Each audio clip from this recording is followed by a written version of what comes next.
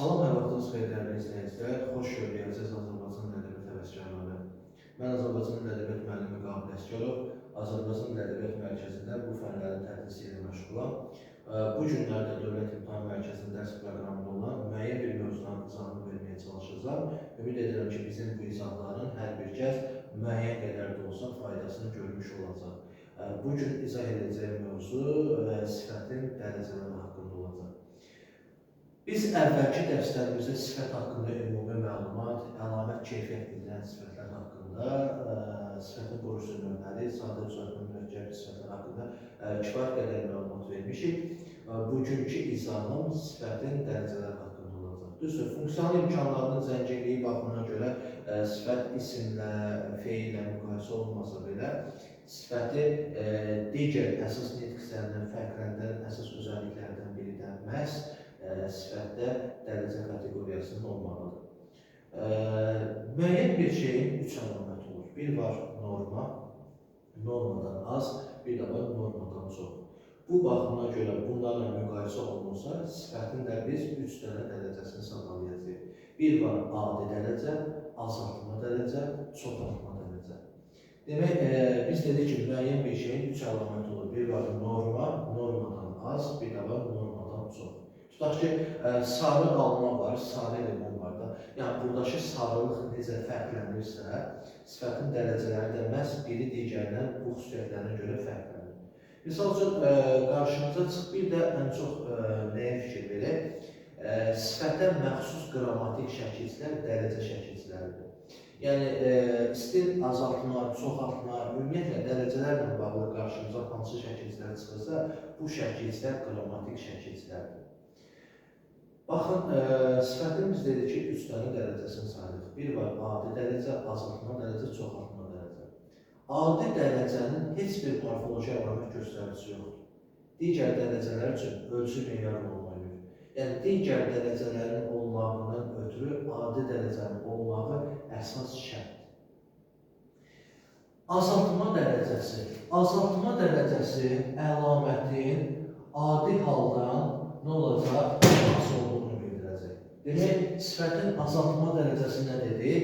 Əlamətin adi haldan az olduğunu bildirəcək.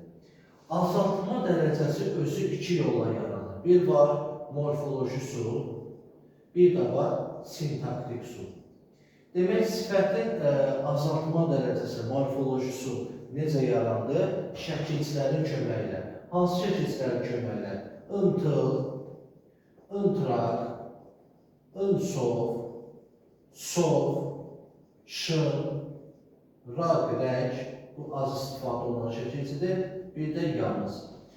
Bu şəkilçilərlə biz qarşılaşırıqsa, bu şəkilçili sözlər sifətin azaltma dərəcəsi morfoloji üsuldur. Misal üçün, ağ oldu nə? Ağıntıl. Digər sözlərdə şəkilçilər artırır. Ağıntıraq, ağınsov, uzunsov, sarışın, yaxşıraq, gödərək, sarıyalnız. Bu şəkilçilərdən raqla rəng az məhsulları olan şəkilçilərdir, yəni az qarşılaşdığımız şəkilçilərdir. Bunlar qarşımıza çıxırsa, biz deyəcəyik, sifətin azaltma dərəcəsi morfoloji üsuldur. Bir də qeyd edeyim, ıntıl, ağıntıl, ıntıraq, olsun, ağıntıraq, ağınsov, uzunsov, sarışın, yaxşıraq, gödərək, bir də sarıyalnız. Düzdür, rəng biraz ola bilər qəribə səslənə bilər, yəni bu şəkilçilər az istifadə olunan şəkilçilərdir. Bunu da qeyd edeyim. Bunlar qarşımıza çıxdı, bunlar sifətin azaltma dərəcəsi morfoloji üsuldur. Bu şəkilçilər də nədir? Qrammatik şəkilçilərdir. Sifətin azaltma dərəcəsi sintaktik üsulda nədir? Sözlərin köməkləridir. Hansı sözlər? Açıq, ala, az, təhər, bir də kəm sözünün köməklə yaranacaq. Açıqla ala defislə yazılır, açıq qırmızı, ala qırmızı, bunlar defislə yazılır. Az sözü ayrı yazılır, az qırmızı, təhər bitişik yazılır, göy təhər, bir də kəm sözü var, kəm şirin. Bu da nədir? Bitişik yazılır. Yəni bu hallarla qarşılaşırıqsa, ımtıl, ımtıraq, ımsov, sov, şın, raqrəq, yalnız. Bu şəkillərlə biz qarşılaşırıqsa, biz deyəcək sifətin azaltma dərəcəsi morfoloji usuldur. Açıq, ala, az, təhər, kəm sözü ilə qarşılaşırıqsa, biz deyəcək sifətin azaltma dərəcəsi sintaktik usuldur. Buradan da açıqla ala defisdən yazılır, az sözü ayrı yazılır, təhər bitişik, kəm sözü nədir? Bitişik yazılır. Bir də ən çox biz burada nə ilə qarşılaşırıq? Açıq sözündən sonra sifət yox, isim gəlirsə, tutaq ki, biz deyirik ki, açıq çay. Filankəs açıq çay içməyi xoşlayırdı və ya da xoşlamırdı. Açıq sözündən sonra sifət yox, isim gəlirsə, bu azaltma dərəcəsi hesab olunur. Açıq sözündən sonra sifət gəlirsə, bu halda azaltma dərəcəsi hesab olunur, defislə yazılır. Amma burada özündən sonra isim gəldiyinə görə biz bunu nədir? Adi dərəcə hesab edəcəyik. Demək, sifətin azaltma dərəcəsi, morfoloji usul, sintaktik usul qeyd elədik. Bir də var sifətin çoxaltma dərəcəsi. Çoxaltma dərəcəsi əlamətin adi haldan çox olduğunu bildirir. Demək, çoxaltma dərəcəsi nədir? Əlamətin adi haldan çox olduğunu bildirəcək. Bu özü iki yolla yaranır, bu da. Bir var sifətin demək çoxaltma dərəcəsi. Çoxaltma dərəcəsi əlamətin adi haldan çox olduğunu bildirir.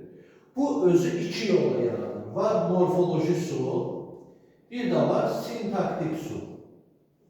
Morfoloji usul özü iki yerə bölünür. Bir var cacə ədatının şəkilçiləşmiş formasının köməyi ilə, bir də MPRS bunun köməyi ilə yaranır. Düzdürmü? Demək, sifətin çoxaltma dərəcəsi iki yolla yaranır. Morfoloji, sintaktik. Morfoloji üsul özü iki yerə bölünür. Bir var cacə ədatının şəkilçiləşmiş formasının köməyi ilə, bir də M, P, R, S samitlərin köməyi ilə yaranan üsul. Sifətin çoxaltma dərəcəsinin yaranmasına hansı nitq hissəsi iştirak edə bilir? Ədat. Buna görə məhz cacə ədatının şəkilçiləşmiş forması. Keçək bu hissələri, bunların izahını deyimsə, ümumiyyətlə cacə qarşımıza ola bilər ki, tutaq ki, üç şəkildə çıxardır. Çox hallarda deyirəm ki, filankəs yavaşca danışdı. Yavaşca danışdı. Yəni, hansı cacədən sonra feil gəlirsə, buradakı cacə nədir? Zərfdir. Ən çox cacəni nə zaman çoxaltma dərəcəsi, nə zaman çoxaltma dərəcəsi deyil. Bax, bunu biz necə belə deyək də, deyirəm ki, körpəcə, uşaq, bir də deyirəm ki, balaca uşaq. Hansı hallarda biz cacəni silirik? Məna dəyişikliyi baş vermir. Tutaq ki, körpəcə uşaq, biz cacəni silirik, körpə uşaq. Bu şəkildə dedik, məna dəyişikliyi baş vermirsə, bu halda sifətin çoxaltma dərəcəsidir. Amma hansı halda biz cacəni silirik, məna dəyişikliyi itir, balaca uşaq canı silib, bala uşaq, məna təmiz itdi, bu halda biz nədir? Çoxaltma dərəcə hesab eləməyəcəyik. Demək, sifətin çoxaltma dərəcəsi iki yolla yarandı, morfoloji, sintaktik. Morfoloji usul özü iki yolla yarandı. Bir var, cacə ədatının şəkilçiləşmiş forması, bir də M, P, R, S samitlərin köməyi. Digər hallarda da sintaktik usuldur. Sintaktik usulda nədir? Ən, lap, daha, çox, olduqca ədatların köməyi ilə dün hissəcik, tünc sözü, bir də zin sözünün köməyi ilə yaranmış olur. Ədatlar ayrı yazılır, tutaq ki, ən qırmızı, bunlar ayrı yazılır, dün hissəcik bitişik yazılır, düma. Tünc sözü defisdən tünd qara, zil sözü nədir? Ayrı yazılır. Zil qara. Bu da oldu nədir? Sifətin çoxaltma dərəcəsi sintaktik usul.